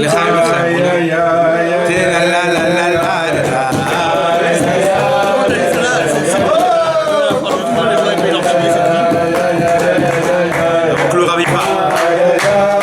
On va partir. Vous terminez l'histoire.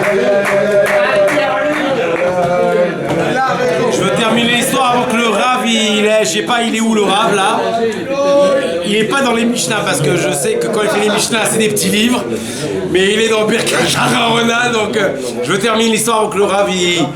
Non, je ne pense pas. De toute façon, le Rav, il ne... C'est ce que j'allais dire. Le Rav, il part... vous savez, ça me rappelle quoi, Rabbeinu? Ça me rappelle l'histoire d'un chassid, il est rentré... Non, pas un chassid, un juif. Il est rentré en Yichidut chez le Rebbe. Et quand il est rentré en Yichidut Rav, il est rentré en Yichidut chez le Rabbi, juste après je reviens sur l'histoire. Non, mais attendez, je veux vous répondre à vous. Mais tu as pas oublié, hein? Non, j'ai pas oublié. Et quand il est rentré en Yichidut, au bout d'une minute, le Rabbi lui a répondu. Le Rav Groner, Rabbi Leib Groner, il est rentré, un des maskirs du Rabbi, il est rentré 13 fois, il a ouvert la porte. Et le Rabbi, il n'a rien dit, et l'homme, il ne bougeait pas. Au bout de la 14e fois, Rabbi Groner, il a ouvert la porte. Tu sais ce qu'il a dit le Rabbi? Parce qu'un Rabbi, c'est un Ben Adam. Celui-là qui pense que c'est un tzaddik, il est encore dans les ségoulottes. Ben Adam Kanmon, un Rabbi, c'est Adam Kanmon. Et en plus, quand c'est Chabad, c'est même avant le Tzimtzum. Qu'est-ce qu'il a dit le Rabbi? Il dit mon secrétaire, il veut pas que vous puissiez sortir, il veut uniquement et justement que vous puissiez revenir. À ce moment-là, il est sorti. C'est quoi le sipour, Rabbeinu? C'est quoi le sipour? Ça rejoint ce que vous dites. En fin de compte, quand on quitte un endroit, c'est pas pour partir de l'endroit, c'est pour pouvoir mieux revenir dans l'endroit. Maintenant, l'histoire avec l'Admorazaken, que le Rav a demandé le détail. Tu sais, je vais te dire une chose. Il y a des gens que le mashké, ça leur fait oublier la tête. Il y a des gens que le mashké, ça leur rappelle que la tête, elle doit s'arranger. C'est comme ça. Le chassid, il a vu au loin, il a vu dans le fleuve qu'il y avait des mouvements. Il y avait des mouvements, et quand il s'est rapproché des mouvements, il a vu que c'était quelqu'un, un être humain. Et quand il s'est rapproché du fleuve Mamash, il a vu Mamash que c'était quelqu'un qui savait pas ni à se noyer, ni la personne à se noyer, ni elle pouvait se sauver. Qu'est-ce qu'il a fait? Il a plongé, il a rattrapé cette personne, mais quand il a rattrapé cette personne et il a sorti cette personne, il s'est aperçu que c'était une femme. Quand il s'est aperçu que c'était une femme et qui était bleue, il a enlevé son manteau de fourrure de chassid, il l'a mis. À ce moment-là, il était à la ville, il a tapé à la porte, il a dit il y a une femme là-bas qui... Et bon, Khrem a été sauvé. C'était quoi l'histoire en vrai? Cette femme... Ça s'enregistre là? Parce qu'une fois le Rav il a dit une chose, il a dit comment on connaît une folle quand elle est au CDR de Chassidut. Et pourquoi elle est folle? Moi j'ai compris après, des années après. Pourquoi elle est folle? Parce qu'il n'y a aucun fou qui sont là au CDR de Chassidut. Vous! C'est moi qui c'est enregistré là. Et quoi? Et c'est arrivé le lendemain. On a dit qu'il y a un chassid, il a été avec une femme. Vous savez, vous connaissez l'histoire? Le chassid qui a pris un livre, il était dans une ville de Misnagdim, à la fin il a volé un Sefer Torah. La même chose. Et de là, Al-Pi Shulchan Aruch, Al-Pi Din, Al-Pi Halacha, on a fait un Avedin. Il y avait 3 rabbanim là-bas, on l'a convoqué. Et lui, il est venu. Et là-bas, les rabbanim, ils ont commencé à dire qu'est-ce que tu faisais là-bas? Et pourquoi tu étais là-bas? Et comment t'as fait? Et pourquoi t'as fait? Ça a duré 3 heures. Le rouve là-bas, du din, du Avedin, il a dit il y a un din en Shulchan Aruch que l'accusé, il doit se défendre. Donc qu'est-ce que toi tu dis? Alors le chassid il a dit, moi, une chose que je peux dire, vous savez 3 heures que cette femme, elle ne veut pas sortir de votre tête. Moi, je l'ai sauvée en 3 minutes. C'est ça, chassid. Tu comprends? Chassid, ça ne veut pas dire qu'on est meilleur. Ça veut pas dire qu'on est mieux. Et tu vois, je te dis, ça veut même pas dire qu'on est bien. Ça veut dire qu'un chassid, il est où il faut être. C'est tout. Il est dans un tikkun, il est metaken. Il est dans une shlichut, il fait shlichut. Il est dans un vatra, il est dans un bitoul. Il est multifonction. Multifonction. Tu comprends ce que je veux dire? Et moi je veux terminer avant que le Rav il parte. Avant que le Rav revienne. Excusez-moi. Chaim. Mais maintenant, on dirait que t'es en train de poser pour un costume. Non, t'es là. Non, t'es là. Mais t'es pas avec nous. T'es là, mais t'es pas avec nous. T'as honte? Oui, j'ai honte. Justement. Donne-lui le Chaim. Allez, avance, toi. Non, il faut jouer. Avance à nous. Avance. Je me vois. Mais moi je vois pas. Tu te rappelles de d'ici, Moi je m'en rappelle pas. Ah ouais. Très vrai. L'écoute là maintenant, elle est très importante en vrai. Très vrai. 25 matinaux. L'écoute là, c'est vrai, elle est très importante. Vous savez pourquoi elle est très importante? Elle est très importante parce que toute la mitzvah du Yom, mitzvah Yom de Rosh Hashanah, c'est le shofar. Shofar, la shon chiprou, c'est amélioré. Mais d'après le din, la corne, elle doit pas être droite. La corne, forcément, elle est courbée. La corne, elle doit pas être décorée. La corne, elle doit pas être avec des ornements. La corne, elle doit pas être peinte. La corne, elle est dans un état brut. Poli, mouta. Non. Attendez. Il y a plus que ça. Être poli, c'est toujours mouton. Il y a plus que ça. Courbé, pas accoudé. Il y a plus que ça. C'est que concrètement, la différence entre une corne d'un bœuf et d'une vache à la corne d'un bélier, c'est que la vache et le bœuf, il y a de la moelle. Donc on retire la moelle et la corne elle est là. Le bélier, c'est que de l'os. Ça veut dire que tu prends un os, entre guillemets soit dit. Ciao. Ça veut dire quoi? Non, c'est marqué. C'est pas moi qui dis, c'est marqué. Rabbeinu, vous accordez, vous validez? Voilà. Donc tu prends l'os. Bon, on est d'accord? Maintenant je vais aller plus loin, très vrai. Et là écoutez maintenant, écoutez bien. Écoutez bien. Rabbi Hanina, qu'est-ce qu'il dit Rabbi Hanina sur le bélier? Qu'est-ce qu'il dit Rabbi Hanina sur le bélier? Il dit 4 choses. Il dit 1. La cendre du bélier, on l'a utilisée pour les fondations de l'autel du Beth Amikdash. Les cordes, les tendons, excusez-moi, les tendons du bélier, on les a utilisés pour la harpe de David Ameller. La chair du bélier, on les a utilisés pour la ceinture d'Eliyahu Hanavi. Et la laine du bélier, on l'a utilisée pour le talit. Alors là, on vient et on te dit, attends. Ok, on a compris, on a la laine pour le talit. On a compris que la corne, elle doit être brute, elle doit pas être décorée, elle doit être courbée, améliorée, etc. Ok. De l'autre côté, le bélier, il a une chashivut, il a une importance, il a une valeur. On voit que ça a touché 4 grandes idées. Plus que ça. Rabbi Abaou, qu'est-ce qu'il dit? Il dit que le bélier, il a remplacé le sacrifice de qui? De Israël. Israël, c'est comme c'est marqué dans la Gemara que le fils, c'est le Etzem du père. Ça veut dire que si le bélier, il a remplacé le sacrifice de Yitzhak, ça veut dire qu'il est plus important que le fils d'Abraham. Donc il est plus haut qu'Abraham. Plus que ça. On dit que Rabbi Aouna, il dit que le bélier, il s'entremêle dans les buissons. De là, on fait une synthèse et on tire une conclusion.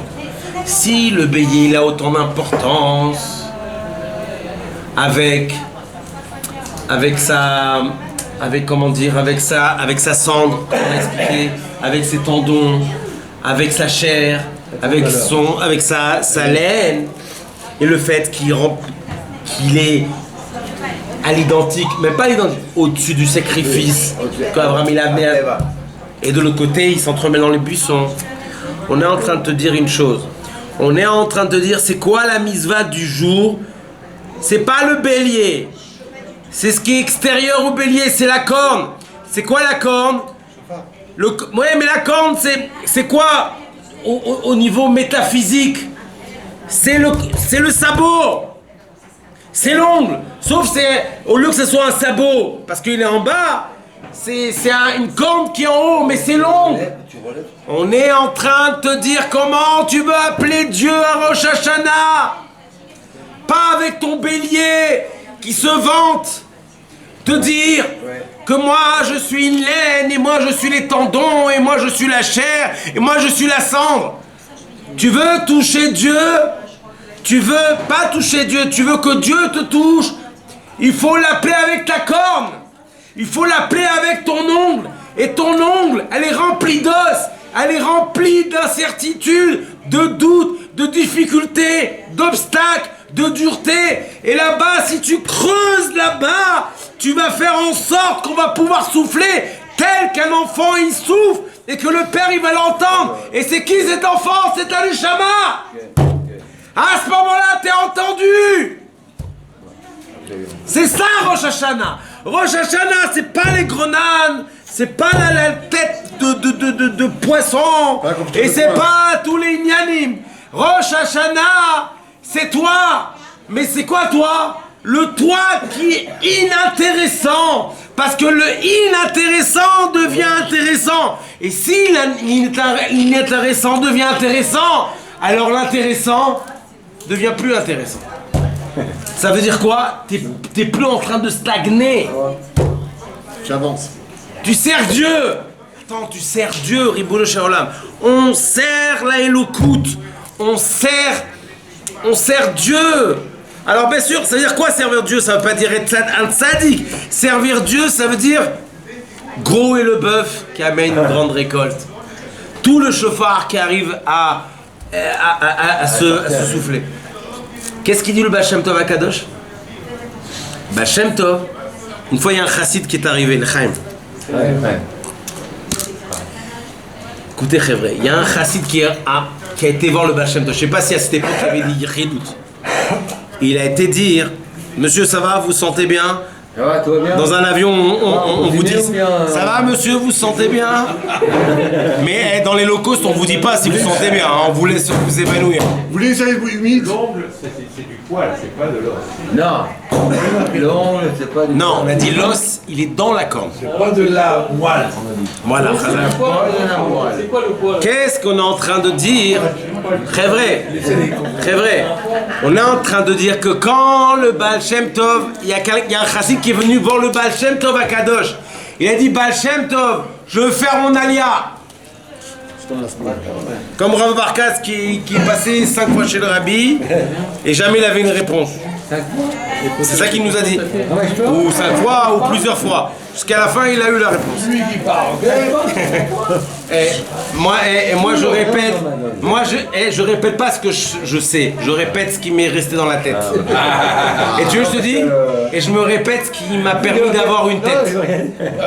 Ah, encore mieux. Ok? Chaim. Le chassid il est venu chez le Baal Shem Tov à Kadosh et a dit je veux faire mon alia. Baal Shem Tov lui a dit non. Il est venu une deuxième fois, le Baal Shem Tov lui a donné le dos. Troisième fois, il a dit Chazaka. Qu'est-ce qu'il lui a dit le Baal Shem Tov à Kadosh? Il a dit vraiment tu veux faire ton alia? Va te tremper au mikvé.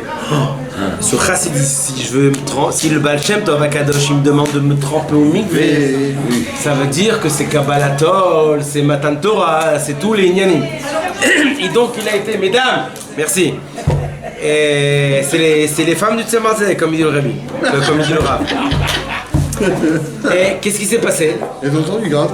Non, elles n'entendent pas. Elles s'entendent tellement qu'elles n'entendent même pas ni moi. À la rigueur, c'est nous qui sommes contrariés, c'est pas elles. Qu'est-ce qu'il a fait ce chassid quand il s'est trempé dans le mikvé? Il s'est trempé quoi? Il s'est trempé comme le Baal Shem Tov Akadosh, c'est-à-dire avec les yeux ouverts. Il s'est trempé les yeux ouverts. Ouais, les yeux. Dès qu'il a ouvert les yeux, boum, l'eau elle a tourné. Et l'eau elle a tellement tourné qu'à la fin, il se retrouve devant les murailles du Beth Amikdash. Des murailles, il se retrouve dans le parvis. Dans le parvis, il se retrouve devant où il y a les salles des corbanotes. De corbanotes, il se retrouve devant l'autel. De l'autel, il se trouve devant le Saint des Saints. De Saint des Saints, il rentre. Il se retrouve devant quoi? Devant l'arche. Et là, il veut ouvrir le couvercle. Quand il ouvre le couvercle, il n'y a pas de louchot. Il n'y a pas de louchot. Les tables de la loi, elles ne sont pas dans l'arche. Voilà. Ils sont pas là. Il y a une bad call. Il y a une bad call qui arrive. Il est dans le mikvé maintenant, ce chassid. Il y a une bad call qui arrive, il lui a dit, tu veux les louchot? Il dit, ben oui, ils sont à Méziboz. Qui? Ils sont à Méziboz. Ils sont à la ville du Baal Shem Tov. À la ville du Baal Shem Tov. À la ville du Baal Shem Tov. Les abréviations, je connais pas. Vélib, vous faites Vélib un peu. Ok. Qu'est-ce qui se passe? Qu'est-ce qu'on est en train de dire? On est en train de dire une chose extraordinaire. Qu'il y a un Baal Shem Tov dans chaque génération, et dans notre génération, c'est Baal Shem Tov, Shel Baal Shem Tov.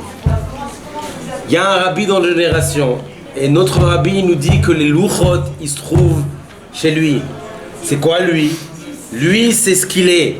Qu'est-ce qu'il est? C'est son enseignement. C'est quoi son enseignement? C'est pas uniquement je répète une sikha et je connais un mama. C'est que je suis ce qu'il est. Qu'est-ce qu'il est? Lui, il est que En On Milvado, il n'y a que Dieu. Mais comment tu arrives à qu'il n'y a que Dieu?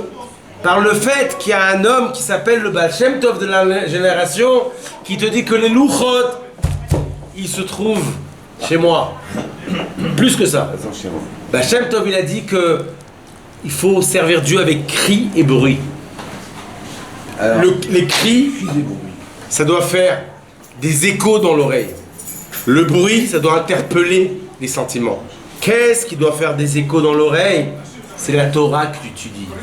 Qu'est-ce qui doit interpeller ton cœur au point que c'est du bruit? C'est les mitzvot que tu fais.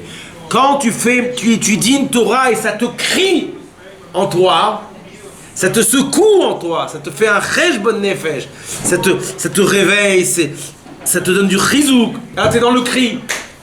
Et quand tu fais une mitzvah, c'est un bruit, c'est-à-dire ça dérange tes sentiments, ça veut dire ça te remet en question, en cause pour pouvoir bien faire ou mieux faire. Alors là, tu es dans la lignée mamash, pitom du Baal Shem Tov Akadosh. Plus que ça, il y avait des chèvres dans la cour du Baal Shem Tov. Quand le Baal Shem Tov imitait son talit, et il priait la mida, le chèvre, ils arrivaient, elles se mettaient debout, avec les deux pattes, elle levait les deux pattes devant. Et elle s'abaissait. Vous savez qu'est-ce qu'on comprend de là? On comprend qu'il y a un Baal Shem Tov, c'est une chose. Il y a une fenêtre, c'est une deuxième chose. Il y a une troisième chose, c'est les chèvres. On est en train de nous dire que quand tu étudies Chassidut, mais tu étudies Chassidut dans le sens où tu veux toucher quoi? Tu veux étudier Chassidut avec un cri, avec un bruit. Alors forcément, même derrière la fenêtre, même derrière toutes les contingences de ta vie, du commun, du quotidien, la chèvre, ton nefesh habamit, c'est ce qu'elle fait? Elle se lève, elle veut faire la mida. Elle veut faire la mida. La même chose qui est arrivée. Baal Shem Tov Akadosh est arrivé Erev Yom Shabbat. Il a dit aux Talmidim, parce qu'avant on n'appelait pas des Chassidim, on appelait ça des Talmidim ou des Moucharim. Il a dit vous allez prendre de la glace. Ils ont pris de la glace. De la glace vous allez faire une bougie. Ils ont fait une bougie. De la bougie vous allez allumer. Ils ont allumé. Et la bougie de glace elle était allumée. Et pas uniquement qu'elle était allumée, mais que la glace elle n'a pas fondu. C'est ce qu'on est en train de te dire. On est en train de te dire que quand tu étudies la Chassidut, avec un cœur ouvert, avec un esprit large, avec une volonté de te dire que ce qui est dit, ça me parle à moi. C'est pas une étude que je tourne les pages. C'est pas une étude que je lis les mots, que je traduis ce que les mots disent. Mais ça me parle à moi. C'est comme une chidoute. Non, pas ça te touche. Parce que si ça te touche, tu vas attendre quand ça va te toucher. Non, on s'en fout d'être touché. Ce qui est important, c'est qu'on nous parle. Et à partir de quel moment ça te parle? Quand tu acceptes qu'on doit te parler. Quand tu admets qu'on doit te donner des paroles. Quand tu es dans l'acceptation. Quand tu admets une sicha ma'amar, ça te parle à toi. Et tu sais quoi? Quand ça te parle à toi, ça devient à toi. Ça t'appartient à toi. Et quand ça t'appartient à toi, alors le rabbi te dit je suis à toi. C'est extraordinaire. Le rabbi dans notre génération, il a dit moi je peux appartenir à chacun. Il y a des gens qui pensent que pour appartenir à un rabbi, il faut appartenir à un système. Ils n'ont pas compris. Tu sais pourquoi ils n'ont pas compris? Parce que appartenir au rabbi, c'est quand toi tu as accepté d'appartenir à lui, que lui, il veut que tu lui appartiennes. Et tu veux, je dis, c'est même pas une appartenance qui te mobilise, ou chas v'shalom, ou lo alenu, lo alechem qui te manipule. C'est une appartenance qui te fait que tu es dans ton existentiel. Parce que quand tu es dans ton existentiel, tu vas faire une shtichut qu'un autre ne va pas pouvoir faire. Tu vas pouvoir penser, parler, agir comme un autre, il ne va pas pouvoir penser, parler et agir. Et donc tu vas combler le monde, tu vas combler le monde de lumière. À ce moment-là, qu'est-ce qui se passe? Qu'est-ce qui se passe? Il se passe une chose extraordinaire. On est en train de dire, c'est quoi la glace? C'est ton âme animale. On te dit que quand tu étudies la chassidoute, ton âme animale, elle peut être un support tel... Non, pas transforme. Elle peut être une bougie, elle peut être un support tel qu'une bougie. Et pas uniquement elle peut être un support tel qu'une bougie, mais en plus ton âme animale, elle ne fond pas. Elle reste, elle accepte, elle admet. Et le fait qu'elle accepte, elle admet, c'est ça qui te permet de faire tchouva. Parce que si ta nefesh habamit, elle n'avait pas accepté, elle n'avait pas admis, tu n'aurais pas pu recevoir la lumière. Tu n'aurais pas pu faire en sorte que la lumière, elle éclaire. C'est ça, c'est ça. C'est ça qui dit le Baal Shem Tov à Kadosh. C'est ça. Attends, ça c'est fait pour ceux qui ont fait le Kaddish. Chazakou Baruch, ça c'est fait. On est en train de dire une chose. On est en train de dire une chose très vraie. On est en train de parler du Baal Shem Tov à Kadosh parce qu'on vient de passer Chayelou. Quand on parle du Baal Shem Tov à Kadosh, on est en train de dire une chose extraordinaire. On est en train de dire que quoi? On est en train de dire que le Baal Shem Tov, une fois, il y avait une histoire comme ça, qu'il y avait un homme qui s'est embourbé avec sa calèche et qu'il allait perdre toute sa... Non, mais il allait perdre aussi son argent, à part la calèche et les chevaux, il allait tout perdre. Il est rentré dans la choule du Baal Shem Tov à Kadosh, il a vu les Talmidim. Et pourtant, c'était les Talmidim du Baal Shem Tov à Kadosh. Il a demandé de l'aide et eux ils ont fait tout un pile-poule, ils ont réfléchi.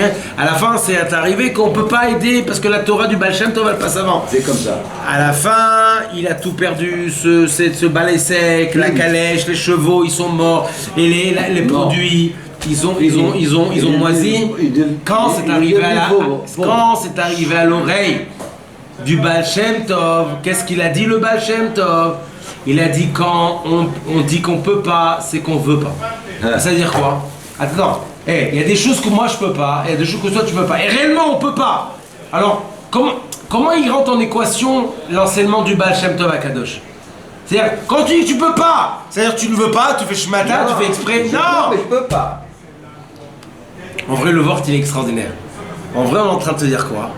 On est en train de te dire que quand tu dis que tu peux pas, et ben mâche, tu peux pas! Comme quelqu'un, je peux pas sentir cette odeur, je peux pas! En vrai, on est en train de te dire, tu sais pourquoi tu peux pas? Parce que t'as pas été chercher le niveau de vouloir. Donc le problème, c'est pas de vouloir. Le problème, c'est que tu t'es arrêté au niveau de pas pouvoir. Et comme t'es arrivé au niveau de pas pouvoir, tu t'es empêché de vouloir. Et c'est ça qu'elle t'apprend la Torah du Baal Shem Tov à Kadosh. Et c'est ça qui te dit le Rebbe. Le Rebbe il vient, il te dit quoi? Le Rebbe il vient et il te dit une Nekuda. C'est quoi la Nekuda? La Nekuda c'est que je donne $1 à chacun. Il y a des exceptions, il y a des cas particuliers. Pas parce qu'il y a des préférences, Pas parce que il y a des cas différents. C'est parce que c'est un autre schéma, c'est un autre épisode. Mais derrière Klal, on donne $1 à chacun. C'est-à-dire quoi on donne $1 à chacun? C'est-à-dire qu'à la fois chacun il est pareil, mais en même temps, quand chacun il est pareil, chacun peut devenir unique malgré qu'il est pareil que l'autre. Il reste unique à ce que l'autre ne peut pas être unique comme toi. ברוך השם, כל הכבוד, תשפיע. תלך Chaim.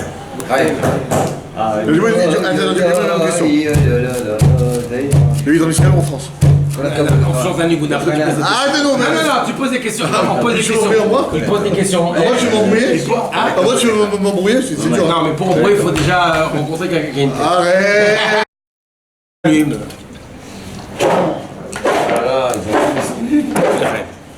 Là, je suis tranquille. Un dernier mot sur l'Admorazaken. Et tu sais quoi? Acharon Chaviv. Tu sais, il y a un mot chez Silim. 2 minutes. Il y a un mot chez Silim. Attends. La bracha, elle est au fond du verre. Ouais. Mais la ségoula, elle est au fond de la bouteille. Avec, je m'en vais, dépêche-toi. Commence pas. Fais pas Carrefour, c'est rapide. C'est fini, t'as acquis.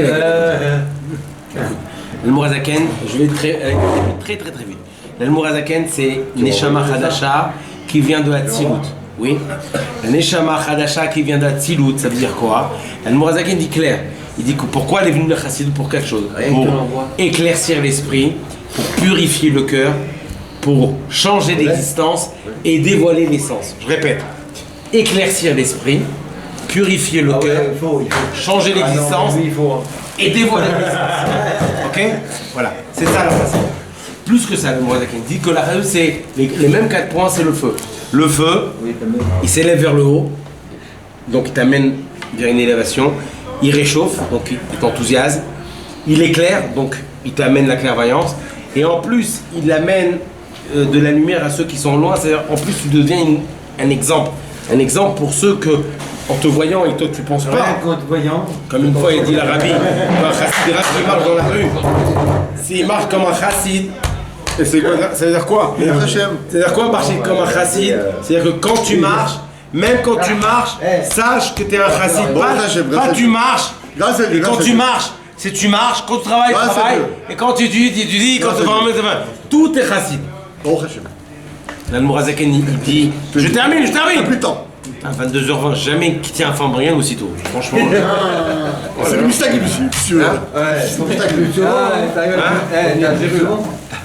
Il faut venir plus souvent. Il faut casser la clipa de Jéru. Vous savez, c'est quoi? Allez, nous dépêche-toi. C'est que la clipa de Jéru. Vous avez besoin de comprendre le mot du raïb précédent. Vous dites oui dans 10. Il dit la chassidoute, elle n'est pas venue pour réveiller le blanc, elle est venue pour toucher le blanc du blanc. Ici il y a du blanc, mais on s'en fout du blanc, on veut le blanc du blanc. Tu comprends ce que je veux? Le blond. Hein? Le blond. Je me dis. Le blond, mais tu m'as dit 8 minutes. Attends. Ce que t'as à faire, c'est dormir maintenant. Non, je dois voir ma femme, j'ai plus besoin de Pas de famille. On peut plus aller piocher. T'as pas de famille qui sont mutlinguennes. C'est du chien. Ah bon, d'accord. Laisse-le mouiller. Alors, attends. Si tu m'appelles El Khalan, c'est que t'as pas suivi tout le Frammagan. Parce que je m'appelle Jonathan. Non. J'ai deux Si fiches. tu m'appelles El Khalan, c'est que t'as pas fait le Chaim. T'as bu de l'alcool, mais t'as pas fait le Chaim. Parce que, tu veux que je te dis, si t'avais fait le Chaim, même si je t'avais pas dit mon prénom, t'aurais su comment m'appeler. Ça fait Jonathan. Non, Jonathan. C'est quoi la Nekuda? Je vais terminer comme ça. La Nekuda, elle est comme ça. La Nekuda, Rahman Islam. La Nekuda, elle est comme ça. Quoi, tu dis ça en Islam? Non, polonais. Et la Nekuda, elle est comme ça. La Nekuda, elle est comme ça. Dépêche-toi, je dois partir. Ok, attends, tu me stresses. Oh là là. Tu veux que j'éteigne le feu en 2 minutes? Ça fait 3 heures qu'il en charge ton truc, ça va. Je m'en fous, on va attendre, hein. Attends, fais un petit peu. On a compteur. C'est esquivé. Moi, je vais mettre un compteur pour lui, hein. Si, m'arrête de stresser. Son téléphone, il arrive à 100 heures sans lui, hein, parce qu'il ne pompe pas. La Nekuda, je termine la Nekuda. C'est la voiture. Ouais, il a Termine la Nekuda ou pas? Youssef, t'as reçu? Va, si t'as reçu. Ouais. Allez. Mon casquet, mon Allô, je termine la Arrête le Nekuda. moment. On a reçu, on a tout reçu. Arrête, c'est le moment, vas-y. Termine la Nekuda. Ouais. L'écoute à l'Admorazaken, c'est quoi? Le Balatania, c'est quoi? C'est que quand on est venu le voir, on lui a dit, si t'es un vrai rabbi, t'es comme les Tanaïm et les Amoraïm, tu peux faire revivre les morts. Il a dit, moi, Triatamitim, pour moi, le vrai Triatamitim, c'est quoi? Triatamitim des Mochin, du Mohar. En vrai, que si l'Admorazaken, il a dit ça, c'est sûr et certain qu'il pouvait faire revivre les morts autant que les Tanaïm et les Amoraïm. Mais le Chidouche, il est où? Il est qu'il est rentré dans une génération où il n'y a plus la résurrection des morts. Donc c'est beaucoup plus dur. Et plus que ça, c'est que la mort, elle est encore beaucoup plus cachée. Pourquoi? Parce qu'elle est enfuie dans les mochines. Elle est enfuie dans la conscience et dans la pensée, dans la réflexion. La chassidoute, elle est venue pas uniquement nous réveiller la conscience, les pensées et la réflexion, mais elle est, en vrai, elle est venue nous faire revivre. C'est-à-dire, elle est venue nous redonner l'état réel de la réflexion, de la pensée, de la méditation, de tout ce qui a trait, en fin de compte, à un homme qui est réveillé et qui est éveillé. Et je terminerai avec ça et après vous pourrez partir. Quand tu vas finir encore? On peut t'appeler Yochanan quand même. Yochanan. C'est pareil, non? Alim, Il y avait un chassid, il est sorti de Harvit. Il y avait un chassid qui est sorti de Harvit. Un chassid d'Admorazaken. Je veux pas te vexer. Pourquoi je parle du Baal Shem Tov Akadosh, d'Admorazaken, du Balatania? Parce qu'on vient de quitter Chayeloul, et Chayeloul, il va nous amener à Rosh Hashanah, si tu veux. Il va nous amener à ce sujet de Shofar, cette corne qui doit être courbée, qui doit être améliorée, mais qui va faire sortir le meilleur du meilleur de nous-mêmes. Demain, le dernier jour de Sichot. L'écoute d'aller où? Non, c'est Yom Rishon. Non. Nous, Shabbat. Non, Shabbat. le dernier Shabbat de l'année. Ce chassid, quand il est sorti de Harvit, il faisait nuit, il faisait froid. Et sur son chemin, il a rencontré un autre chassid. Ça, c'est pour toi, parce que je sais que tu as un peu de ça. Et elle va quand on reçoit. Ce chassid, il est arrivé devant le chassid qui était en train d'être bleu, d'être rouge, violet, de mourir dans le froid avec. Et quand il a vu ce chassid en train de mourir sur sa rue, qu'est-ce qu'il a fait? C'était où ça? Il est sorti d'Arvit, il a vu ça sur le chemin. Sur le chemin. Ouais. En Tunisie. Quand il fait froid. C'est en Tunisie, quand il fait froid, c'est pire que quand il fait chaud en Russie. Et il a réchauffé. Il a enlevé son manteau de fourrure, il lui a mis, il a frictionné. Il a réchauffé, il a frictionné, il a tout fait les gnanis. Vas-y, j'ai mis du parfum, vas-y. Vas-y, mec. Mais c'est vrai, ils sont bons. Mais celui qui arrive à sentir un parfum, c'est que lui-même il est parfumé. Je suis parfumé, regardez-nous. J'ai un choix chez moi. Tu sais quoi? Il a commencé à le chauffer avec son manteau en fourrure, il a frictionné. À la fin, il a fait revivre. C'est arrivé aux oreilles d'Almorazak et de Balatania. Il a dit au Chassid, amenez. Attends, mais une sympathie, d'accord? Amenez-moi ce chassid. Révélation du livre. Ce chassid est arrivé, il est rentré au Chidout. Je sais pas s'il s'appelait Chidout avant, mais en tout cas, il est rentré chez Almorazaken. Almorazaken, il lui a dit, raconte-moi ce qui s'est passé. Il lui a raconté.